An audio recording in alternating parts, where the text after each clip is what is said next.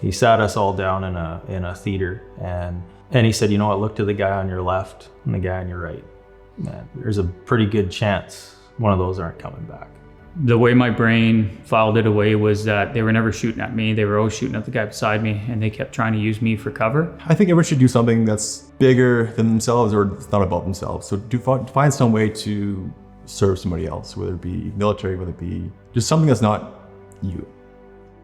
I'm Sean Black, the founder of Sheepdog. I joined the military when I was 17 years old and became a cop when I was 20. The Sheepdog protects the herd of sheep from the wolves, and every year we pause from the usual fun stuff you see here just to share the stories of local combat veterans. So this week, we're gonna take a pause and tell you their stories. Tyler Burns, I was a corporal. I served with the 2nd Battalion, Princess Patricia's Canadian Light Infantry in 2006 from 2010. So I'm Kiernan Underwood. I'm currently a corporal in the Canadian Armed Forces. I'm a material technician apprentice in the Royal Canadian Electrical Mechanical Engineer Corps. I joined the military in August 2005, and then I joined 3rd Battalion, Princess Patricia's Canadian Light Infantry. Retired Bombardier Degerness, Terry first name. I served with 1RCHA, 1st Regiment Royal Canadian Horse Artillery in Shiloh. I deployed on Task Force 106, Afghanistan. The version of me at 19 years old was absolutely lost, just looking for a way to burn off energy. And a lot of the times that came out in trouble. So I was looking for something to challenge myself and to be part of something bigger than myself. I joined the Army when I was 18.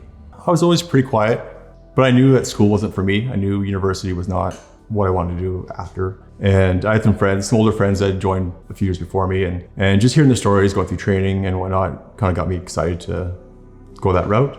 I always wanted to do something that was a little tougher, a little different than other people. I was 18. He was a goofball. He had no direction really. I was in the cadets, a REME Corps. I enjoyed the outdoors. I enjoyed the drill side of it and the little bit of camaraderie that you get in cadets. And I thought that was a good outlet for me when I didn't want to go to school or anything like that. The core memory where I kind of had a big case of the pucker factors, where I'm like, man, what did I get myself into? I think was probably in about 2006 when I was playing enemy force for Canadian Special Operations Regiment. So I was acting the role of a bad guy, and I got captured and I was getting interrogated, and I got my head smashed off a cinder block wall because I was acting silly to the interrogator. And at that moment I was like, man, what did I sign up for? Me being me, I doubled down on the role, and it was pretty hilarious. When I was on basic training, my brother was a Royal Marine with 4-5 Commando, and he was in Iraq. And so the photos that I had in my room were of him. So I had a lot of fun switching out the photos depending on the instructor that would come in and visit. A lot of the times I would polish boots and get people to do work for me. So I found basic training was really fun. Yeah, I really enjoyed being cold, hungry, tired, and alone. Like that was something that I really enjoyed and missed. And I think that's part of the reason why I do what I do now. So flying to Montreal and trying to get my way to Saint Jean, there was no one there. I was by myself, just trying to find like now what? So I flagged down this guy, and no English whatsoever, looked like a mob boss. And he's like, just come this way. I'm like, okay. He drove me to basic training, or to the Mega, and yeah, it was terrifying. It's just always overwhelming. Just like, where do I go? First week was just a bit of a, I don't know, culture shock, but just a shock to the system of like, just following routine and get to know everybody and try to find your spot. When I got to Saint Jean, I realized this isn't a week at camp. Like, I'm not going home. I've sufficiently left home at this point, you know. It wasn't ideal. I landed really, really late at night. I got a grumpy desk sergeant that was like, yeah, you're on whatever floor, find a bed. There was no blankets. It was bloody cold. There was no sheets. There was nothing. So it was just whatever I had with me in my carry-on. It was a very cold reception. So I deployed to Afghanistan on Task Force 108, and I was a member of the Operational Mentor Liaison Team. And that was a small 4-man team made up of an officer, a warrant officer, and then 2 private corporals. The private corporals were a driver and gunner respectively. I was a driver, and my fire team partner, Pat Ranger, was a corporal, and he was a gunner. I was a junior rank at a trained private, and I landed in country February 14th, 2008. Being in A company, I was in 3 platoon, so that's kind of reserved for 1, 2, and then headquarters.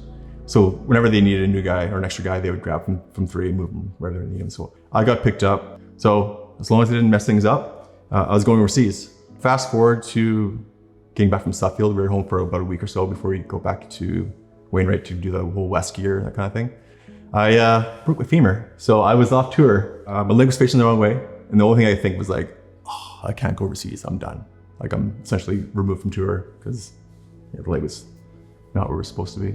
Maybe a month or so after that, I was put in an office job doing like mail and claims and kind of like, I don't know, clerk stuff. Being there was probably the right place for me because I was able to kind of like get to know all the officers that were like making decisions who was getting drawn to go overseas.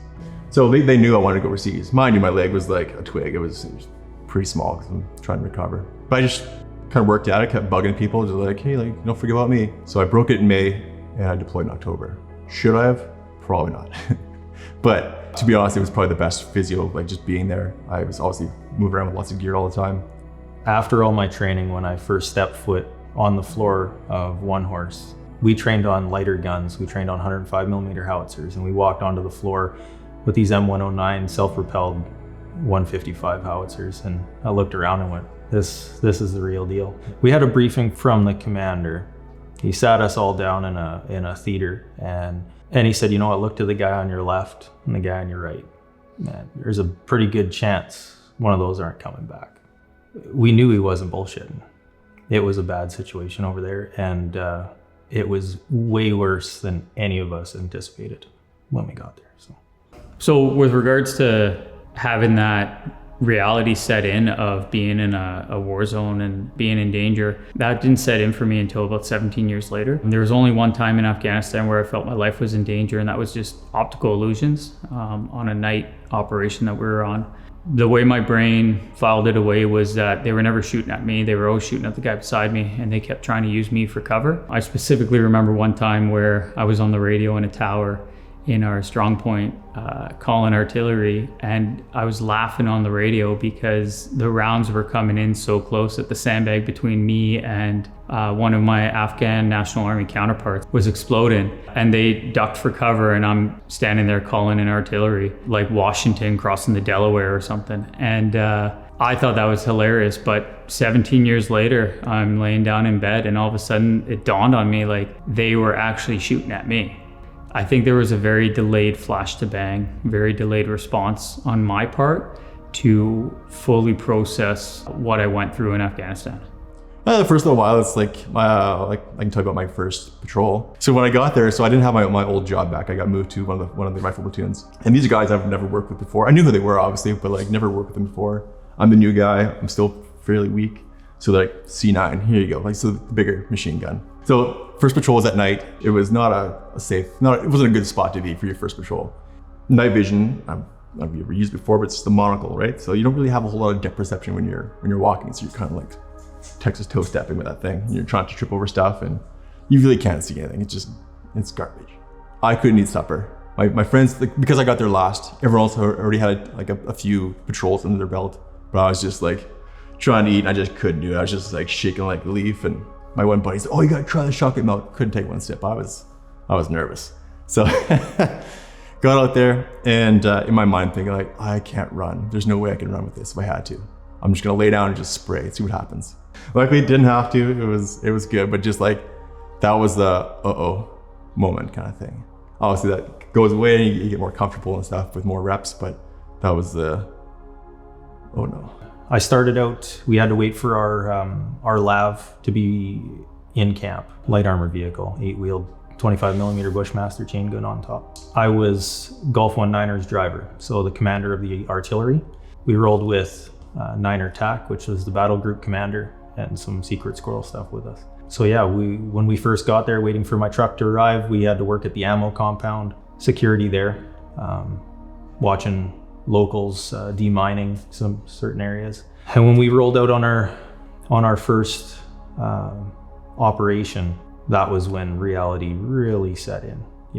The first time you take effective fire and you have that realization of they're actually trying to kill me. That's a big moment, and otherwise it's just like training, but in training you don't have something shooting at you. Effective sniper fire actually was my first hit in the vehicle. Then, like I said, you have that realization that somebody's effectively trying to kill you, and then you think different thereafter and act different. Yeah, there was a lot of time where we were exposed to enemy contact. I wouldn't say that it was busy because a lot of my friends had more contact than I did, but it was fairly busy. One occasion, I believe I was a corporal. I got promoted to corporal July 11, 2008 by the Chief of Defense Staff at the time, Walt Natinchuk. So after that time, it was Corporal Underwood, and we took contact from our strong point. And I went on the radio instead of jumping on a 50 caliber heavy machine gun because I figured I could do more damage with the radio than I could with machine gun. So I called in an Excalibur round, and it turned out to be a dud. So I laid a 2,000-pound bomb on top of that. All the while, a 23-year-old Corporal me is coordinating ground troops to make sure that they're under cover, making sure I'm passing on what's going on to everybody that isn't on the radio inside the camp, so they know when to take cover and what's going on. During that time too, I coordinated high explosives and smoke in order to keep the enemy's heads down, and then blind the enemy from friendly troop movement so that they could come into the camp. I would say it was pretty busy, but overseas I never fired my own personal weapon. I called a lot of artillery, and I fired 400 rounds from 50 cal machine gun. But yeah, I never fired my personal weapon. So the White School, it was a school at one point in time, and on the map it was called the White School. That comes with certain limitations as to what we're allowed to do. If it says school on the map, until it's changed to say something else, we have to treat it as though it's a school, even though at the time when we went there, it was just a fortified Taliban stronghold. Hundreds of Taliban, heavily armed, well-trained, and they knew we were coming. So they had mines planted and IEDs and RPG nests and well-defended position. One of the companies went in once and met heavy resistance, so we pulled back. August 3rd was when we went in for our major offensive. Well planned, but it was not a good day. That was like a 12.5-hour firefight. Well, it was different for us, I guess, because we were in the command element, so we had more of a bigger picture of what was going on. We knew it was going to be a very big offensive, and we were going to meet a lot of resistance. What we didn't know is that from higher, the JAGs were not going to allow us to use air weapons to be able to drop bombs or use attack helo on that position because it was called a school. That was a bit of an oversight. We could have lost a lot more guys that day, but we didn't. The colonel made the call to use artillery instead because we could just command it on the ground, and that was the right call. And we were able to get our dead and wounded out. We did lose 4 guys that day. I did not know any of them personally. They were from the infantry companies that I didn't work with very much, but that doesn't change the fact that brothers are brothers, and when you see them lying on the ground there lined up, it's not a good deal. What I remember, it was IEDs first, RPGs, machine gun fire, all that kind of stuff. The first labs rolled across the river. We were in overwatch from high ground on the opposite side of the river to begin with. That was probably the hardest part of my tour, was watching a battle go down and not being a part of it. Hearing Jeff and other guys on the radio, and that we're in bad spot and you can't do anything because we are commanding the battle from, like, the commanders are commanding the battle from there. So yeah, they rolled in, labs get disabled. Now you have to figure out what to do from there. You can't move forward when there's a dead lab in front of you, and the roads are narrow, and you can't drive through the fields because I mean, they're grape fields. They got massive ruts, 5 feet deep and stuff like that. So you just can't drive in there. You got to pretty much stick to the roads, and they know that. So they kind of got you, funnel you in wherever. But yeah, so there was dead labs, and then there was guys being, pinned down under heavy machine gun fire and stuff like that. And some labs had to drive through walls to try and get guys out, and it was chaos. We came down to the casualty collection point just across the river towards the White School. We thought we were kind of safe there, safe-ish. I was having some lunch on the back. We started taking fire from another position, effective fire on our lab and on us, and then the boss says, "Hey Digger, we gotta go." You wait until the bullets stop flying past the truck for a second or two, and then you try to run up there and jump in the driver's hatch. And I think it was December 29th. One of our reserve units, their vehicle hit I think 700 pounds worth of HME. Like, it was pretty bad. We lost 4 guys, then we had a lady with CTV that was there. She passed away as well. That was kind of like just a helpless feeling, because we weren't there. We were a few miles away kind of things, but like, obviously you hear over the radio and you're just like, now what? So the thing about the winter months, it's not a whole lot of fighting, it's more IEDs. So that's always a threat. Yeah, one of the guys, the driver, he was actually a Patricia as well. So he was in one of the rifle platoons, and he got moved over kind of halfway through. We would have a little ceremonies on base. We had like a little courtyard that we would kind of fall into. To be honest, very frustrating, because we'd have them at the end of the day, kind of either just before supper or just after, and they would have afternoon prayer basically at the same time. So it was like clockwork. We'd be having like a moment of silence, and all of a sudden the radios would be going off, or not the radios, but the speakers would be going off. And to be honest, like, you're pissed, like you're quite upset with like why. At the end of the tour, there was I believe a major that was killed in Kabul, and so we stuck around, and then he was going to come home with us. Again, kind of frustrating. It's I mean, to be part of it, I think it's just super important. Like, it's like, not knowing the guy, it's still like, the guy. That makes sense. So it's cool to see everyone that could be there. What's even more frustrating is when it's over and you see guys that are like working out. It's like, where were you? Why weren't you here? That kind of thing. August 3rd was the precursor to Medusa. Lots of lessons learned about the ground, about what needed to happen to be able to take that ground effectively, changing the names of buildings, giving us the tools that we need. And we didn't have armored support August 3rd. We had artillery and infantry and air support that we weren't allowed to use. It was good to learn those lessons for the guys that went in on Medusa. The next roto that we ripped in, they went in a few weeks after us and on Medusa and did take the White School. I ran over one double stack anti-tank mine, and later that day, once we loaded that truck up on a flat deck, then we were on our way back through Kandahar, on our way to the airfield, and got suicide bombed in the middle of a market on the way back through. So I was in the back of an RG-31 armored personnel carrier. Yeah, and the guy rolled up beside the 2 G-Wagons that were right behind my vehicle. I was looking at the vehicle when it went off, and he must have had a lot of gas in there or something, because it was a massive fireball. There was like 26 civilians killed. Whitey took a piece of shrapnel in his arm in Niner's car, and he kept his arm. He's doing pretty good still, and but that was the only casualty on our side of things. He had to get medevaced out. But a lot of civilians killed and injured.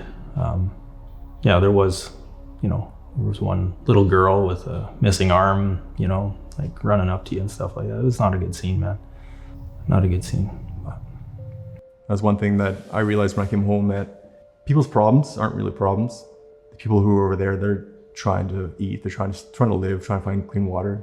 And you go back home and people's coffee isn't hot enough, or their exam's too hard, or just things that aren't really a problem. I have a number of physical injuries. Some have required surgery, some I'm having surgery very soon. The psychological injuries have also come out. I've been diagnosed with occupational stress injuries, also PTSD, post-traumatic stress disorder, as well as a number of other psychological injuries. I used to think, once I had a doctor tell me that she diagnosed me with chronic worrying, and I was laughing. She asked me why I was laughing, and I said, "You say worrying, I hear planning." I think it was a very militaristic approach. You feel fear, and it's like, no, you don't. You don't feel fear. You feel like, go get them, right? And you just quickly rework it in your mind, in your body, and you push through. You soldier on. It's like paying with your emotional credit card. Eventually, you got to pay that bill. 22nd of June. It says, what a day. I'm very happy and extremely lucky to be here to write this. Yesterday at around 05:30, just north of Wayland, I hit an IED. It was an anti-tank or anti-personnel mine that was offset to 2 anti-tank mines right under my seat. When the mines went off, all 4 engine panels blew off, sending me to everything on the other side of the truck. My hatch door blew open and all the smoke rushed in. I thought we were on fire, and due to the loss of power and comms, I thought for sure the people in the back were dead as well. I attempted to open my hatch, and I couldn't because the barrel of the 25 mil was over my head and it was stuck there. After some time of trying to open the door, I kind of gave up on getting out of the hatch and started trying to make some sense of what had just happened. I heard what I thought was secondary explosions or rounds cooking off. So I thought to myself, this is it. I'm gonna burn in here. Just after that, the smoke cleared and Chris Golding opened the hatch and told me to get out. He got out and pushed the barrel over so he could open my hatch. I says that was the prettiest ugly face I'd ever seen, and I'll never forget it.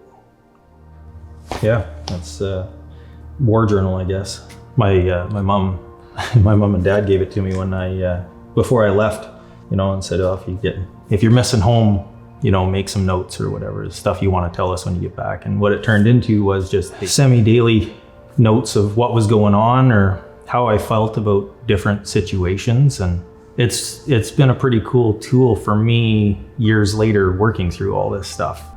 Went through 10, 12 years of real bad times, dark years. If you read this thing front to back, you can watch my psyche change. I was definitely not the same person coming home than when I left. Certain things happen and people look at you weird. Distinctly remember sitting in a restaurant with some buddies back home in Creston, and I didn't know it, but on the other side of the wall was a kitchen.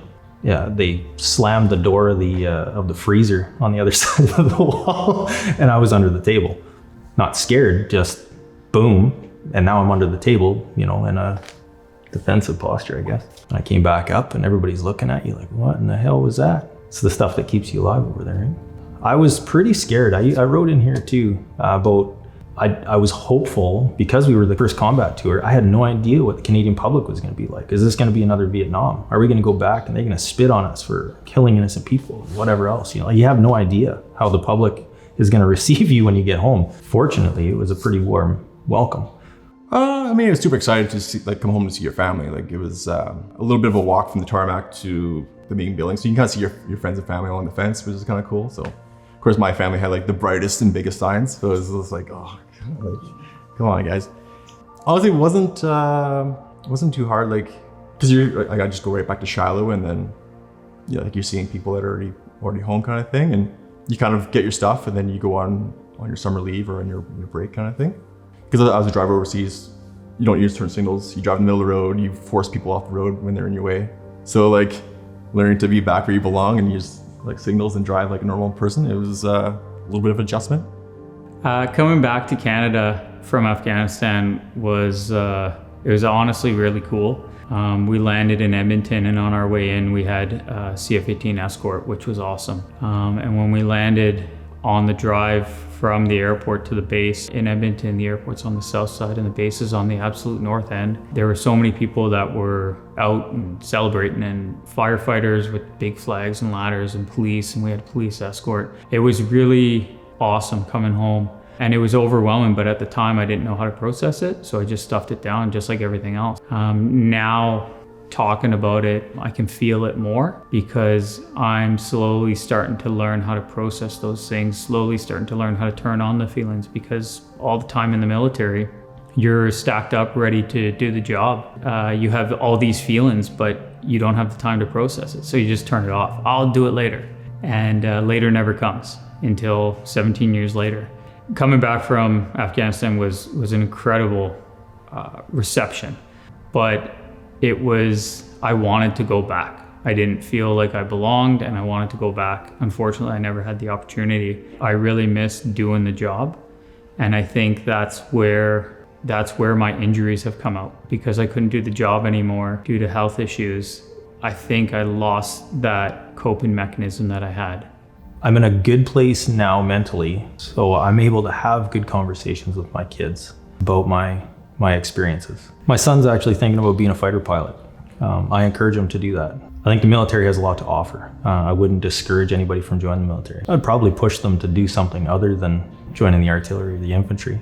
The relationships in the military are amazing.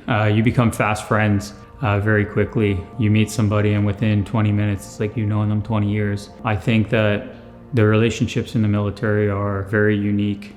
It transcends a lot of boundaries, whether it's inside our own country or culture, other countries, other nations. There's people from other militaries that I've met doing the Invictus Games, doing operations or exercises. And some of those you still run into, or you still contact them out of the blue, and maybe you haven't talked to them in 20 years and all of a sudden you hear from them or run into them by chance, and it's like a day hasn't gone by. What would your message be to people in today's world that have unfortunately forgotten about one of these things? I think everyone should do something that's bigger than themselves, or it's not about themselves. So find some way to serve somebody else, whether it be military, whether it be just something that's not you. Because people don't appreciate what they have. People have it way too easy.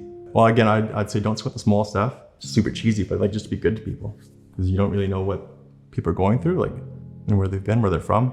I think that's a hard question to answer with regards to what to tell people one-liner with regard to military service and everything like that. I recently had a realization about thank you for your service. A lot of people say it and they say thank you for your service.